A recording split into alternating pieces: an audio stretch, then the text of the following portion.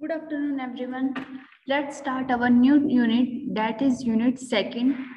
इसमें आपका जो सेकंड चैप्टर है वो आपका स्केलेटन सिस्टम के बारे में, स्केलेटन सिस्टम के बारे में, टोटल बोन्स के बारे में बतानी है, ठीक है। उसका पूरा का पूरा स्केलेटन सिस्टम बताना है। तो हम सबसे पहले बात करते हैं skeletal system.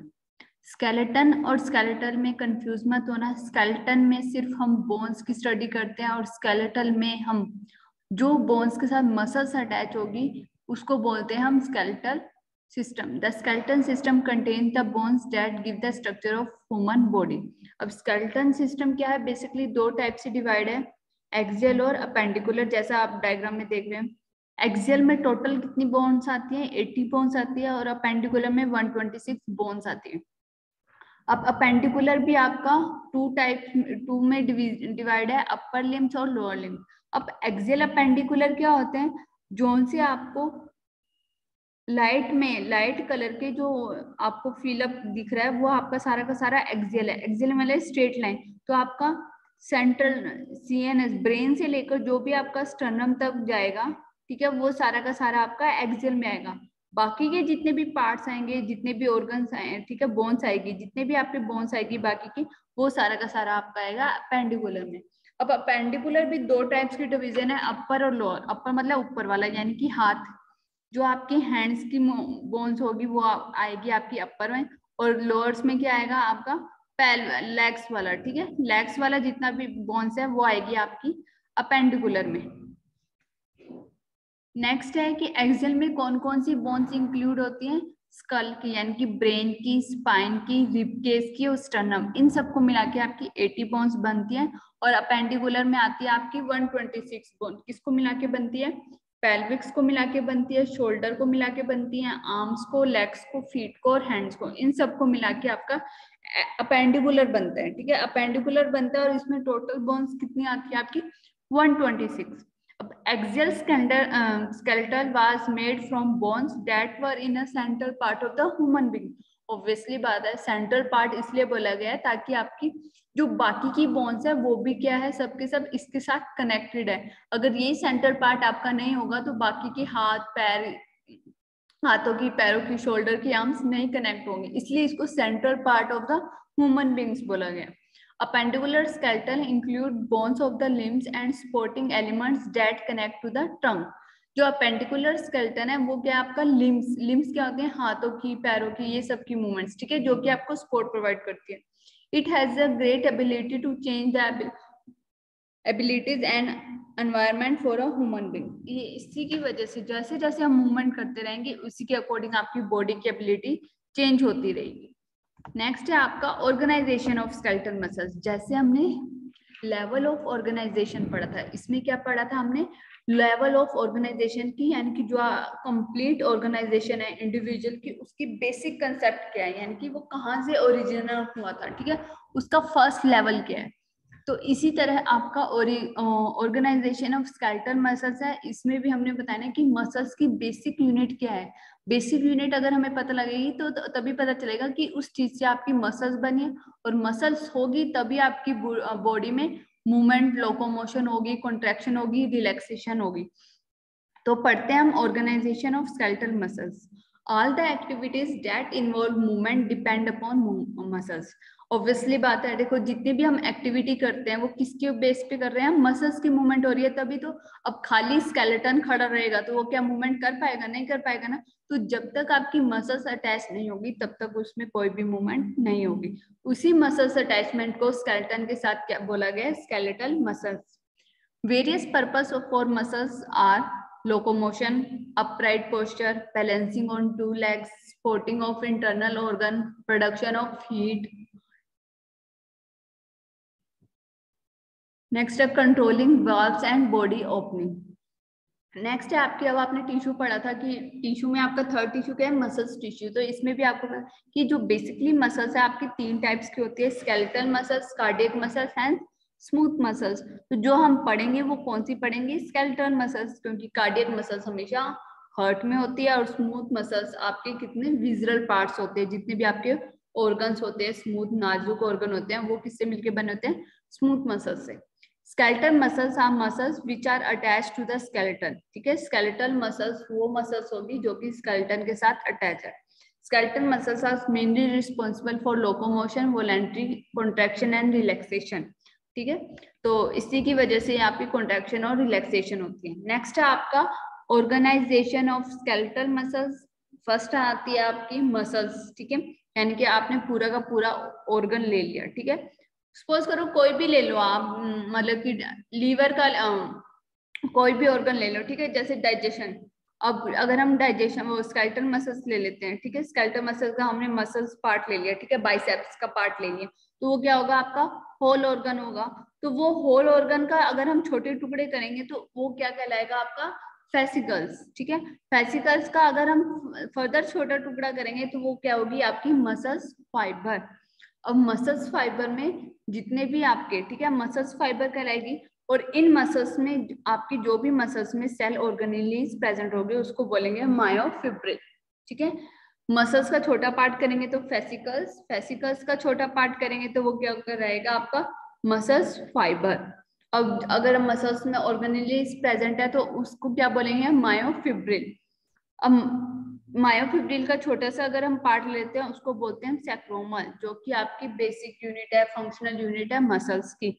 Myofilaments part of सरकोमर्स, अगर हम उसका सरकोमर का छोटा पार्ट ले लेते हैं तो उसको बोलते हैं मायोफिलामेंट्स। हम बात करते हैं स्ट्रक्चर ऑफ स्केलेटल मसल्स की। Skeletal muscles are composed of a cluster of muscle cells. Muscles fibre में आती है आपकी muscles tissue contain something called muscles fibre. अगर आपके मसल्स में कुछ प्रेजेंट है, ठीक है, सेल ऑर्गेनिज्म प्रेजेंट है, उसको बोलते हैं मसल फाइबर। मायोफाइबर्स क्या बोलते हैं, जब मसल सेल्स जब आपकी लॉन्ग और सिलेंड्रिकल शेप की होती है तो उसको बोलते हैं मायोफिब्रिल। मायोसाइट्स वो सेल्स होते हैं जो कि मसल्स बनाते हैं आपकी, ठीक है। ये आपका पूरा का पूरा स्ट्रक्चर देखो, फ्लो चार्ट में हम देख सकते हैं। मसल्स होगी, अगर उसका छोटा टुकड़ा लेंगे तो मसल्स फेसिकल्स, उसके बाद मसल सेल्स मायोफाइबर्स, और मायोफिब्रिल भी क्या होंगे रोड लाइक स्ट्रक्चर। अब मायोफिब्रिल को हम क्या करेंगे, अगर हम प्रोटीन लेंगे तो उसका जो पोर्शन होगा वो होगा आपका मायोफिलामेंट्स। अब ये मायोफिलामेंट्स क्या है, मायोफिब्रिल की लंबी चैन है, ठीक है। अब मायोफिलामेंट्स में भी दो टाइप्स के प्रोटीन होते हैं, एक्टिन और मायोसिन। अगर हम बात करते हैं मायोफिब्रिल कंटेन अ प्रोटीन, अब मायोफिब्रिल अगर आपका प्रोटीन चैन है, ठीक है, अगर उसके पास प्रोटीन चैन है तो वो बन जाएगी आपकी मायोफिलामेंट्स। अब मायोफिलामेंट्स भी आपके दो टाइप्स के होते हैं, थिक फिलामेंट जो मोटी जो थ्रेड लाइक स्ट्रक्चर होता है, तो जो उसका फिलामेंट्स होता है वो थोड़ा मोटा होता है जिसको हम बोलते हैं मायोसिन। और थिन फिलामेंट्स को हम बोलेंगे एक्टिन मॉलिक्यूल्स, ठीक है। अब जो मायोसिन और एक्टिन मायोसिन है वो कंबाइन हो जाते हैं, ठीक है। अभी हम लास्ट पढ़ेंगे आगे कि एक्टिन और मायोसिन कब कंबाइन होते हैं। तो जब एक्टिन और मायोसिन कंबाइन होते हैं वो मेनली रिस्पॉन्सिबल करते हैं स्केलेटल मसल्स की कॉन्ट्रैक्शन के लिए और रिलैक्सेशन के लिए। नेक्स्ट है आपकी फिजियोलॉजी ऑफ मसल्स कॉन्ट्रैक्शन। अब बात करते हैं हम कि जो आपकी मसल्स में कॉन्ट्रैक्शन होती है, रिलैक्सेशन होती है, उसकी फिजियोलॉजी क्या है, ठीक है। तो हमने पढ़ा था कि मायोफिलामेंट्स कितने टाइप्स के होते हैं, दो, एक्टिन और फिलामेंट्स।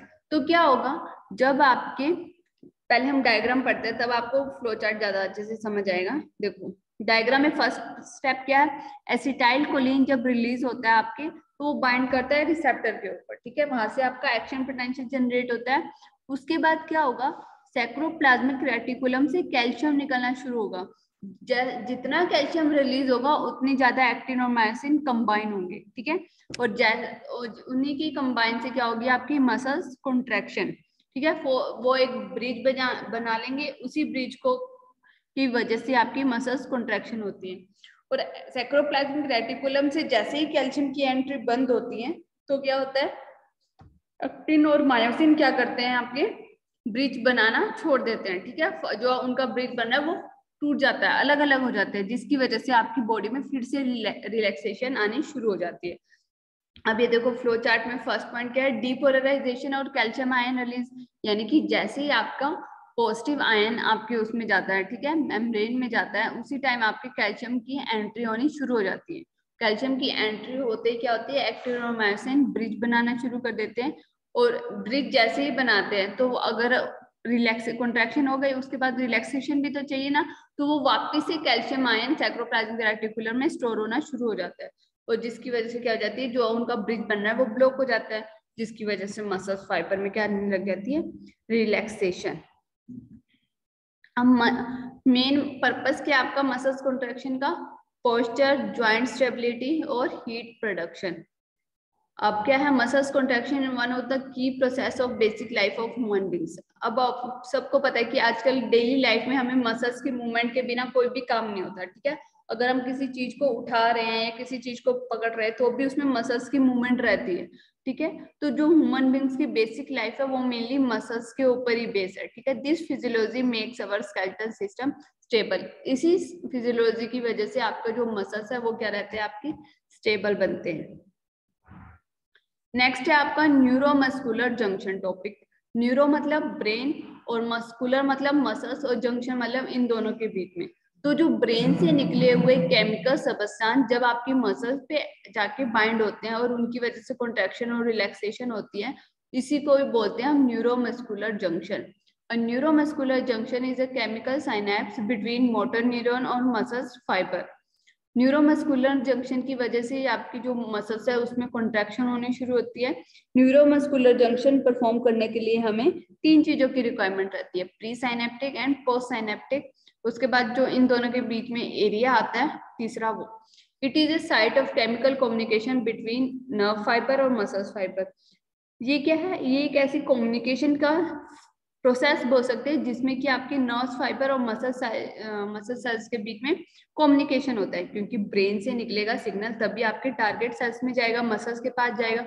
और जब तक आपका न्यूरॉन से यानी कि ब्रेन से केमिकल रिलीज नहीं होगा तब तक आपके मसल्स में भी कोई एक्टिविटी नहीं होगी। तो ये एक ऐसा प्रोसेस है जिसमें मसल सेल्स और नर्व फाइबर के बीच में एक कम्युनिकेशन रहता है। Upon stimulation by a nerve impulse the termination release the chemical neurotransmitter, ठीक है। जो केमिकल निकलता है उसको बोलते हैं एसिटाइल कोलिन। तो ये हो गए आपके न्यूरोमस्कुलर जंक्शन टॉपिक्स, ठीक है। तो कल हम पढ़ेंगे cell division. Thank you for watching this video.